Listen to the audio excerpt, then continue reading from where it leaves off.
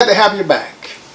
Our subject for this lesson here is the American Gospel, and I believe this is part 5.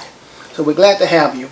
And we was discussing how many people was taken advantage of in the early 1900s and all the way up into the 60s, 1966. Free labor, slave labor. Most folks think that slavery was over for African Americans and Native American peoples in the 1800s. But if you read your history, you'll find out that the United States was still enslaving African Americans and Native American peoples way up into the 1920s, 30s, 40s, 50s, and it was slavery by a different name. Okay, and that's what we're talking about, the American Gospel. And but it was okay. As long as we was Christians, it was okay to slave us in the 1930s, 1940s, 1950s, in the 1960s. And often little kids you enslaved and took advantage of, kids that didn't have no moms and dads. And you for no reason put chains on their waists and hands, and they went out and they labored all day, and many of them died.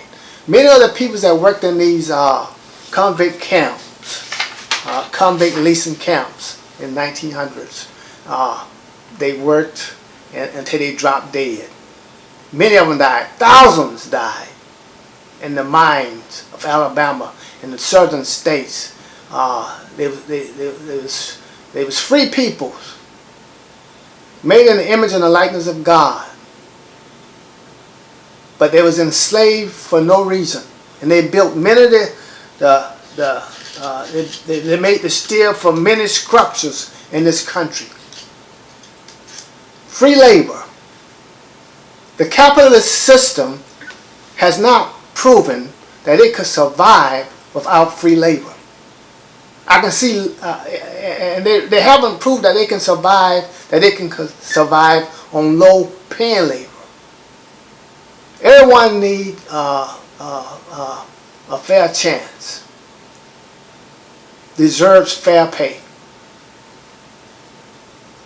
But the capitalist system is started out by countries going about in the name of the Lord Jesus Christ.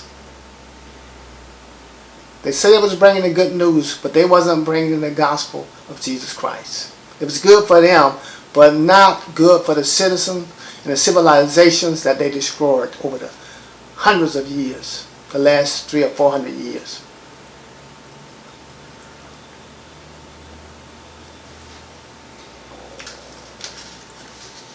That's what we're talking about, the gospel of America. Okay, so we see here that U.S. Steel admitted that they participated in least convict was just another name for slavery. And the government of the United States allowed it to happen.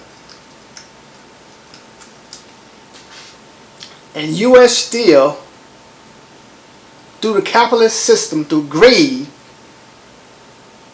the enslaved peoples,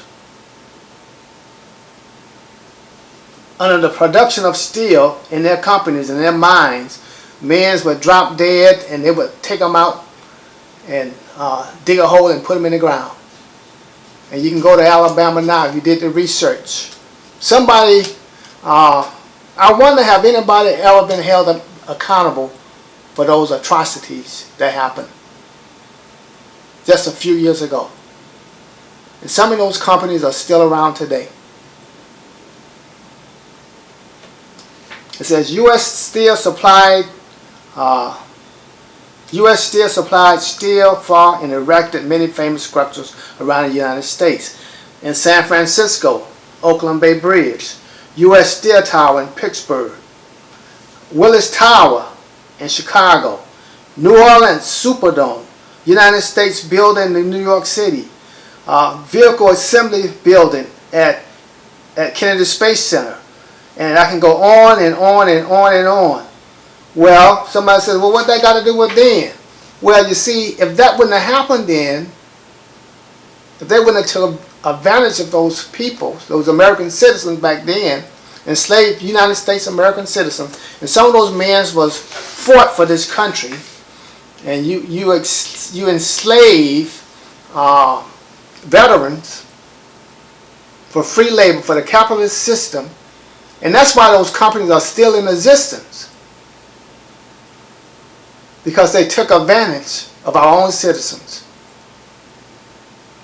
Well, it's nice having you on board for this program, The American Gospel. And just think for a moment, what gospel are you preaching? Well, we got to go. We'll see you again real soon. Have a great day.